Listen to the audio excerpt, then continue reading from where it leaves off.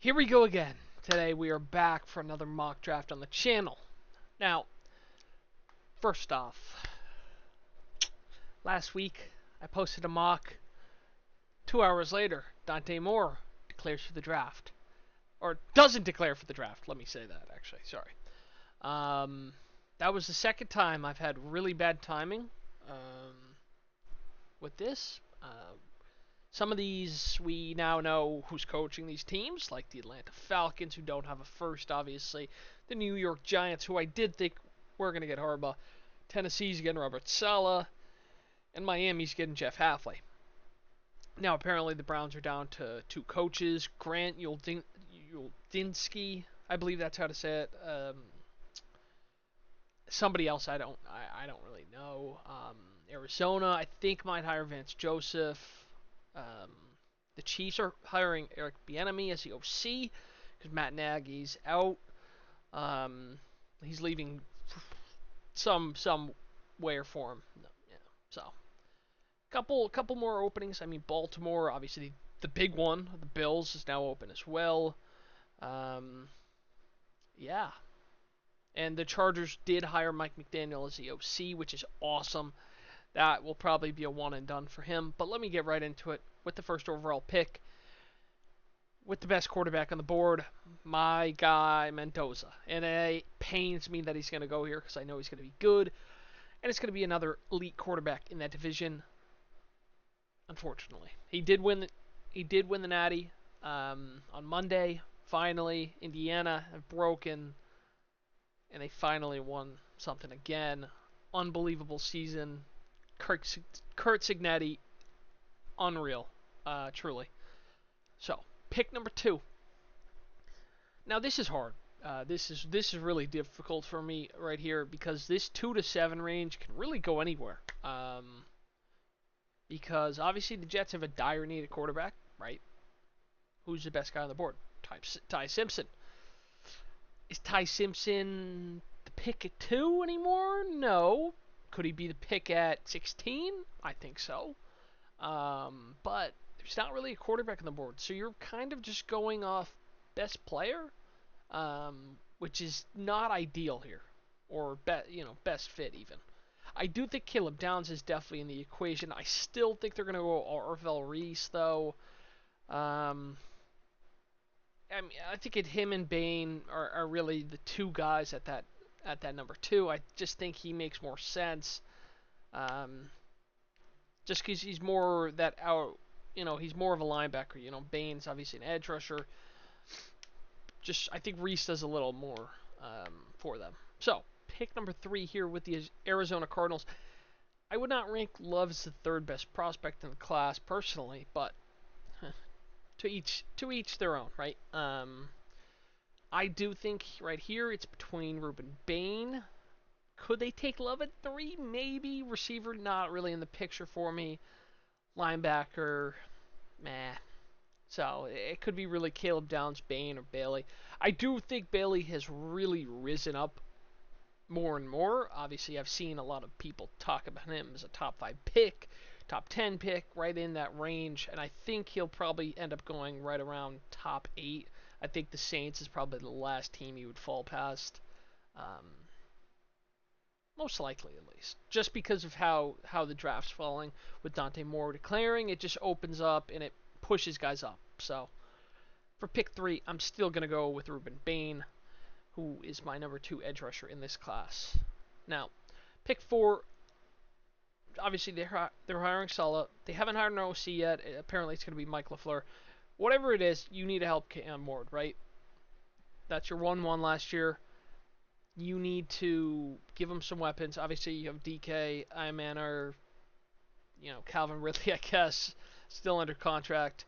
But you do need a wide receiver 1, and I do think Jordan Tyson is still the guy here, and I think he would be really good. Obviously, he has some injury concerns, but I think he's the most sure thing prospect at receiver in this draft class. Now, pick 5 for the Giants. Do I think they could go Love? Probably not. David Bailey? Probably not. Carnell Tate? Maybe. Depends on Wan'Dale Robinson. Peter Woods, unlikely. Sonny Styles could be in play, but I do think Caleb Downs is a pick. He's the same prototype as Kyle Hamilton, who the Ravens took with Jim Harbaugh in Baltimore. Now, he's going to have a lot more control over these draft picks going forward. However long he lasts in New York, he's really going to decide a lot of the future for the Giants. And I do think he's a good talent evaluator, and I do think he's going to bring a lot of guys in from Baltimore, or maybe guys who were in Baltimore before. I like Owe, who was a free agent from the Chargers, I believe. Could definitely be in the cards there, especially with Thibodeau being a likely free agent. So, pick 6 here with the Cleveland Browns. Obviously, they have a need at quarterback. They have a need at offensive tackle. Now, the Giants, I don't think would go offensive tackle. 3, Moaga or Fano, definitely in play here. Now, PFF, they have a little different rankings than the draft-based network. So they have Moaga and Fano at 17, 19. If they fall outside the top 10, I'd be very surprised. Now, I'm going to have my first offensive tackle here. I do think receivers in the play here with Carnell Tate, though. I just think they have a huge need at tackle, and I do think Moaga has really risen that stock. And I do think he's the best guy there for them. Although Tate is a need at receiver, I do think they have a dire need at offensive line, and I do think Moaga is probably one of the best prospects here. He's a better prospect than Tate, and I think Fano might be too. Now Washington at 7. Tight end, guard, edge, linebacker, DB. But for me, it's David Bailey or Carnell Tate. I think it's going to be David Bailey, personally, just because they're lacking that edge rusher. Now, they traded away Montez Sweat, 2 years ago to Chicago. Been pretty good in Chicago as well. But since then, Von Miller, Dante Fowler, you see what I mean? Like, it's not good. It's not strong. It's not very good. I think Bailey's an elite edge rushing prospect, and I think he could be nasty under Dan Quinn. Now, pick 8. I'm going to just go Carnell Tate. I just do think he's probably going to get taken ahead of Lemon, although I'm starting to like Lemon more and more. He doesn't have a lot of flaws for me, and he put up some really good tape. If he had a better QB, he might be the best receiver in the class, in my opinion. I do think Carnell Tate's a pick here for the Saints, though. They have a dire need at receiver, like I keep saying. I mean, Peter Woods, I guess, in play. Falk, I guess, too. But I do think that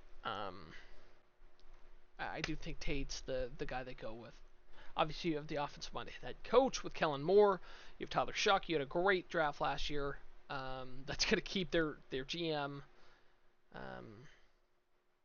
in his job another year, too. So, pick 9 here. Eric Bieniemy makes all signs point to Jeremiah Love. Although, if Rashee Rice is suspended or something happens with him, Mekhi Lemon's super in play. I think he would be nasty in Kansas City too. But I'm going to stick with Jeremiah Love for right now. Pick number 10. Now, center, guard, there's not really. You got Ione as the best guard in the class.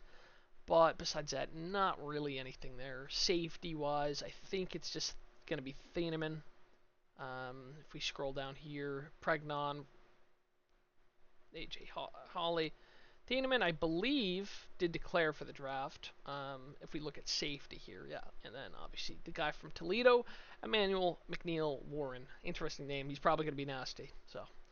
But I do think Peter Woods is an awesome pick for them here. Is a corner in play? I don't know. I don't think a tackle's as big of a need as people say, but I think Peter Woods is the guy to go with here for them. Now, at pick 11 with the Miami Dolphins, what are they going to do? Now, people have started to move McCoy up. Obviously, he's on that injury. Delane right next to him. You got Terrell as well. They have a huge need there. But I do really think they could take Lemon There's a couple spots, but I just like, you know, does Baltimore work with Lemon either? Obviously, Zay and him are similar-ish in size, but Lemon is technically a slot receiver, but he doesn't really. He's good anywhere. But I do think Lemon is a huge need for the Dolphins at receiver because obviously Tyreek Hill's going to be injured, Jalen Waddle's rumored to be traded. Whatever quarterback they bring in, they want to get better, and I think he would be a guy to start doing that, and I think he would be the pick here at number 11. Now, at pick 12 with the Dallas Cowboys, Sonny Styles is probably going to be the guy I go with here. They're going to say running back, edge, linebacker, safety. Sonny Styles, Falk, any of the top four, any of the top five, really. But I'm going to go with Sonny Styles because I just think he's the best fit there, and I think he's the best just prospect there as well. He's really best player available and probably the better fit. Just another white linebacker, Leighton Vander Esch. They had Sean Lee. I mean, those are two guys that played, in my lifetime a long time. So that's kind of what I'm thinking right now. Pick 13, quarterback, yeah, okay. Tackle or a corner. I'm going to go with an offensive tackle. I'm going to go Spencer Fano, who might not fall here, but if he is, he would definitely get snapped up because they have a dire need there. I mean, they've had DJ Humphries play. They've had just a lot of bad players there all season. And I think he'd be perfect. So, moving on to pick 14 with the Baltimore Ravens, who need wide receiver, guard, defensive line. They don't really need a corner, to be fair. An edge rusher, I do think's in play, but I do think Caleb Banks would be awesome, and I think he'd be just another dominant defensive tackle that they could take on that defensive line as well. I do like them taking a receiver potentially, but I just don't think Boston's going to get taken at 14. And probably not on Casey Concepcion, who they have at 26. I think it's really between Falk and Caleb Banks, and I think the bigger need is at defensive line. Now moving on to pick 15 with the Tampa Bay Buccaneers. Tight end, guard, edge, linebacker, CB. Not really a linebacker here that I like enough. So Falk, Jermod McCoy, Mansour Delane. Obviously, Todd Bowles, the defensive-minded coach, they have three huge defensive needs, right? I think Levante David might retire, so they're probably going to have to look for a linebacker in this class or free agency. But do I think they go Sadiq anymore? No, I did think he could go there, but he just had a bad end to the year. No different than Ty Simpson, too, who I did think could be up in the top 10, as most people did as well. Now, for me here, it is between Jermod McCoy, Mansour Delane. It's kind of a hard one. I'm going to go with Delane because he's a more sure thing this year, and obviously Bowles and the GM are kind of tied to the hip with how this team does this year. If McCoy's hurt, it's not going to look good for him. So, moving on here to the New York Jets. Obviously, we had Arvell Reese with the Jets before. Now at 16, I do think this is where McCoy goes. Just because, I mean, you saw the statistic, right? They had no picks in 17 games. That's the first time in 75 years when a quarterback had 900 passing yards as the leader in the NFL. For a defensive-minded coach like Aaron Glenn, that's not the greatest sign in my opinion. Just my opinion. But now at 17, his whole team. I think Terrell's the pick here. I do like Falk and I do like Howell, but I just think they have a huge need at corner. I do think they have a huge need at tackle. I just don't know if they take Lomu there. I just think Terrell's a huge get, and I think he's just a very good prospect as well. Now at 18 with the Minnesota Vikings. Running back, corner, and defensive back, safety, or corner is their need here. Colton Hood, Brandon Cisse, two of the guys obviously they're needing. I do think defensive line is in play here, and I did have this last time with Caden McDonald, and I'm going to go with it again. I just think I don't I don't see a lot of needs on this team. I do think Denzel Boston's in play if they trade away um, Jordan Addison, like they're rumored to. Sadiq could be in play. I don't see a lot of needs really here. It's kind of just picking what they need the most. It's a very hard situation on this one here, unfortunately. So now pick 19 with the Carolina Panthers. Wide receiver, defensive line, and linebacker. I do think they really need an edge rusher too. I do think receiver is a need. I just don't think they're going to do that in the first round here. It is a very good receiver class. I'm going to go Keldrick Falk, who I think is the best edge rusher here on this board. And then I'm going to go with Cassius Howell with the Cowboys. Now, obviously, I passed on them before with the Cowboys for Sonny Styles, and then now they fall back down here. So maybe Jerry Jones should watch this video, and it would help him greatly. This is a team I don't know how to pick. Truly, um, I don't have obviously Mawaga and Fano went earlier. It's a very weird one because I do think Ty Simpson could totally go here. To them or the Jets. It's just hard to read it because they're a team who's been mediocre to like good for most of my lifetime. In all reality, um, so like, what do they what do they do here? Do they take the quarterback and stay mediocre for the next couple of years, or did they take best player available in Boston, who they have a clear need at, Proctor, or yeah, that's kind of just the dilemma I'm going through with this pick. This one's a hard one because the Steelers are a hard team to read. Now, obviously, they took Roman Wilson, who hasn't worked out. Obviously, they have a huge need at receiver. I just think they're going to have to go receiver, and they're going to bring Rodgers back or something. And I do think Denzel Boston is a good player. I don't think he's better than Conception, but do they know that? Probably not. The Chargers here at pick 22. Now, I've had this one a couple times. Ione is the perfect player for them. They need a guard so badly. He's just the best guard in the class by a considerable amount, I believe. Yeah. Pregnon's the next best. Then you have a couple centers. Guard is a weird position usually. I know Caden Proctor has been rumored to move inside here. He's right there at 25. And the Eagles are another team with a tight end need. And I do think TJ Parker's in play.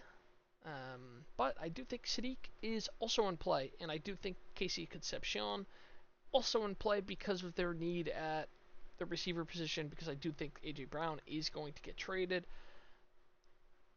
I'm going to go here with Sadiq, though, because I think he's the best prospect available, and I think he's just going to be the guy. Because I do think Goddard's going to leave in free agency this season. And yeah, moving on to pick 24 with the Cleveland Browns. Now, the Browns, obviously, we took a tackle earlier. They have a need at guard, receiver, quarterback. I do think this is where Ty Simpson goes. If he doesn't get taken by Pittsburgh or the Jets. Obviously, you could probably have some trade-ups too. But I do think they're going to just put him in there, probably take a receiver in the second round, and go from there. It's a weird situation for them. Now at the Bears pick here, at pick 25, what are they going to do? Defensive line, linebacker, safety. CJ Allen definitely in the cards there. Christian Miller is getting up the board. I don't see a safety being the pick here. Obviously, we did go McDonald and Caleb Banks earlier, and Peter Woods, of course, obviously. But I think C.J. Allen's just the pick here. I think he's the best linebacker on the board for now. Anthony Hill I do really like though. So like I keep saying, one of my guys this draft. You know what I mean? Now Casey Concepcion, I'm gonna go with the Bills. They gotta right the wrong that they did with Keon Coleman. Now their ownership is a fucking clown show. Their GM is terrible. They fire the coach. I get firing the coach. I don't get fired. I don't get not firing the GM as well. And if I was gonna pick one to fire, I'd pick the GM because of how poorly he drafted the last three drafts. You look at it, you don't have a lot of good players. Cole Bishop, only one of the few out of those drafts that is promising or doing anything on that team. Now with the San Francisco 49ers, I'm gonna go with Cade Proctor or Caleb Lomo. I'm thinking Proctor because obviously you can move him inside, but I also do think Trent Williams could retire, and I do think Lomo is a really good player. I think he's more of a sure thing than Proctor right now too, so I'm gonna go with that. And now Proctor, I'm just gonna go here with the Houston Texans at 28. And then the Rams, who we did take Spencer Fano with earlier in this, I'm going to go with Brandon Cisse at cornerback, which is a need of theirs. Obviously, they have some weaknesses at corner this year. Emmanuel Forbes is, Ahkello Witherspoon. Just not a great position they have there.